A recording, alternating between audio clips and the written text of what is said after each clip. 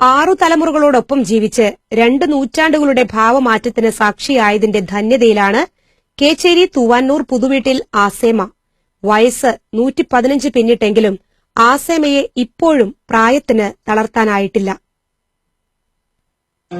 കണ്ട കാഴ്ചകളിൽ ഓർമ്മച്ചിപ്പിൽ മായാത്തതായി പലതുമുണ്ട്. ഇന്ത്യയുടെ സ്വാതന്ത്ര്യ സമരം, 2 ലോകമഹായുദ്ധങ്ങൾ, നാശം വിതച്ച കൊടുങ്കാറ്റ് എന്നിവയ്ക്ക് സാക്ഷിയായി ആസേമ 6 തലമുറകളുടെ സ്നേഹം ഏറ്റുവാങ്ങി സസന്തോഷം ജീവിക്കുമ്പോൾ പുതുതലമുറയ്ക്ക് ഇത് അത്ഭുതമായി തോന്നിയേക്കാം. ആസേമയുടെ ഭർത്താവ് കുഞ്ഞാലു 30 വർഷം മുൻപ് മരിച്ചു.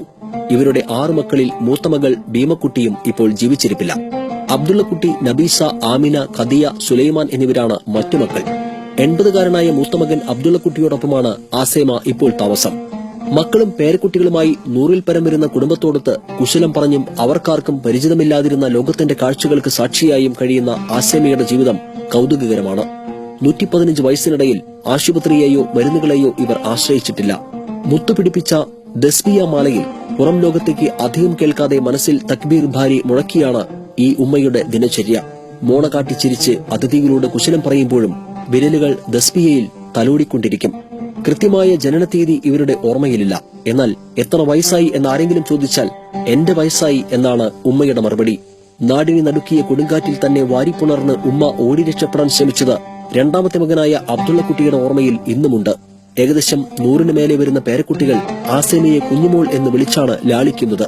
മകൻ അബ്ദുള്ളക്കുട്ടിയുമായാണ് ആസേമ അധികവും സംസാരിക്കുക. ഉമ്മയുടെ ചില മൂളലും മറ്റും തിരിച്ചറിയുക അബ്ദുള്ളക്കുട്ടിയാണ്. എല്ലാ ദിവസവും വീട്ടുകാർ കുഞ്ഞുമോളെ കുളിപ്പിച്ച് പുതുവസ്ത്രങ്ങൾ അണിയിക്കും. ചോറടക്കമുള്ള ഭക്ഷണം മിക്സിയിൽ പഞ്ചസാരയും പഴവും ചേർത്ത് അടിച്ച് ദ്രാവക രൂപത്തിലാക്കി കോരിക്കൊടുക്കുകയാണ് പതിവ്.